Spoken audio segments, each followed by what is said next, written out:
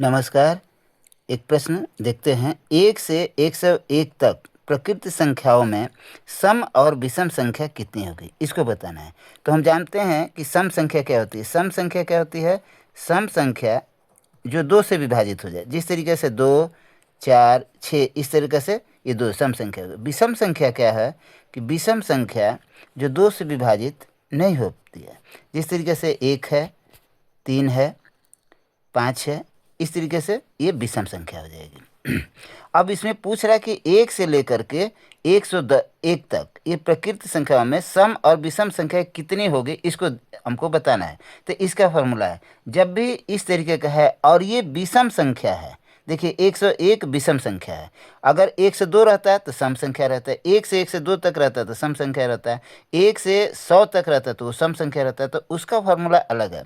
लेकिन 1 से विषम संख्याओं तक का पूछा जाए, जैसे 1 से 1, 1 से 3, 1 से 7, 1 से 8, यानी विषम संख्या हो, तो उसके लिए फॉर्मूला ये है कि अगर इसमें सम संख्या निकालना हो, सम संख्या, तो सम संख्या बराबर, यहाँ पर हम देखते हैं सम संख्या का फॉर्मूला है, सम संख्या बराबर n-1/2, ये हो जाएगा। तो सम संख्या बराबर n-1/2। तो n का मान कितना है? 101। तो बराबर हो जाएगा 101 - 1/2। इसका मतलब कि ये 100 हो जाएगा, 100/2, ये कट जाएगा तो ये हो जाएगा 50, यानी 50 हो गया। सम संख्या कितनी होगी? 50 होगी। अब विषम संख्या, विषम संख्या क्या होगी? विषम संख्या बराबर हो जाएगा, यहाँ पर n+1 हो जाएगा। विषम संख्या के लिए फॉर्मूला क्या है?